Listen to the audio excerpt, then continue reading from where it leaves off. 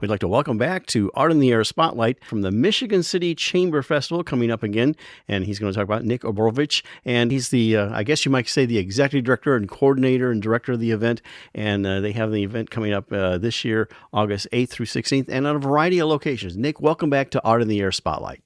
Thank you, Larry. Thank you so much for having me again. Yeah, it's always wonderful to see you. Thank you, Esther.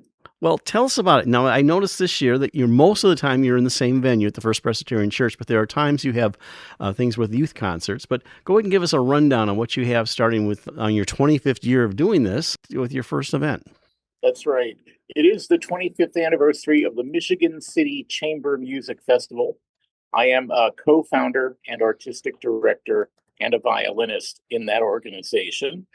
This year, for our 25th anniversary, I think appropriately, we have programs that kind of flash back to some of our greatest moments over the 25 years that we've had, and at the same time looking forward with some new music that's been composed just in the last several years. And we will have a couple of the composers present to talk about their pieces.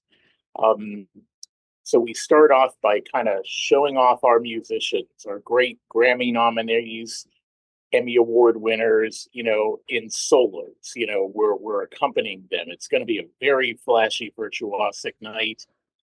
Monday night, we have what we call the Natural World, and that's a great program of music inspired by nature.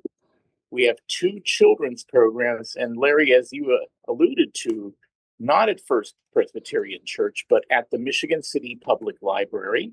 One all about the trout, which we will have performed the night before, this grand quintet, and also a song based on that by Franz Schubert.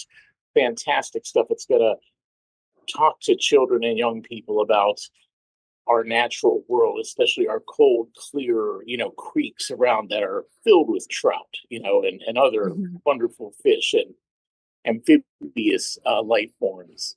Wednesday night is all Beethoven. We've played a lot of Beethoven over the 25 years. And this night, we're going to premiere a piece that we have never performed before in our 25 years, an unusual piece for two French horns and string quartet. And it's piece, that doesn't get performed much, and I don't know why, but we're going to present that. Friday night is Witness and Legacy. I think a very important concert. We're going to feature pieces by, African American composers that night, including one that myself and Sophia Glashauser, our other violinist, used to teach, and now she is a rising star in the composition world. She's won major events in Paris, and she has a piece for us that night. We're going to play a piece by Andre Previn that uses the poetry of Toni Morrison, a very important poet of the latter 20th century. And then music that alludes to jazz by our pianist, Robert Aller. And then finally, Dmitri Shostakovich's monumental String Quartet number 8, about the struggles of living in Soviet Russia. The final concert, then there's another children's concert, a wonderful concert where Jasmine Arakawa, our pianist, and Sunny, my wife, Sunny Gardner Orbovich, our education director and co-founder of the festival 25 years ago, along with me, have put together an original program, just like the Trout program, about immigration and traveling up from Argentina all the way through South America, Central America, Mexico, coming up to the United States, as Jasmine, who was born in Japan, but grew up in Venezuela.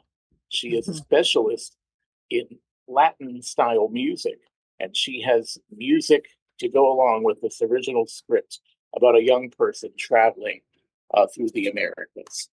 And then we have one more concert after that, and I'd like to remind everybody, all these concerts are free of charge. There is no ticket reservation required. And this concert, our old friend Rudolf Haken, playing an 8-string electric viola, will join us.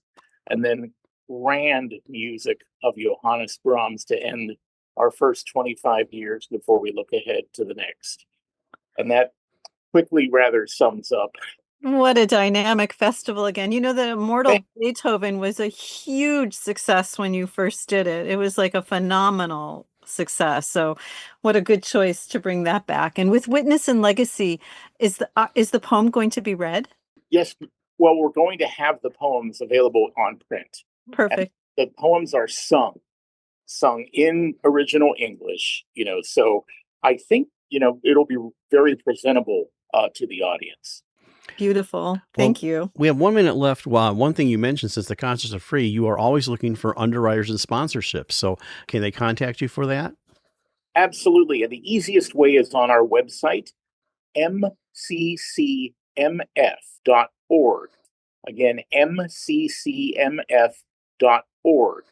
And there is a donate link right at the top of the page. And it takes you can donate either electronically with a credit card. You can donate the good old-fashioned way by sending in a check to the address provided on that page. It's very easy. Excellent.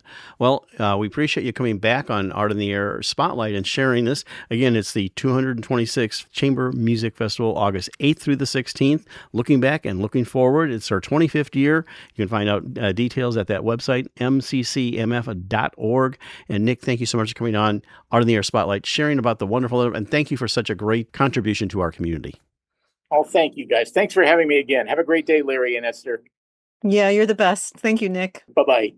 Art on the Air is brought to you by Ember Forge Consulting, with end-to-end expertise in learning strategy, design, and implementation. Ember Forge turns your organization's knowledge into impact. To learn more, visit emberforgeconsulting.com.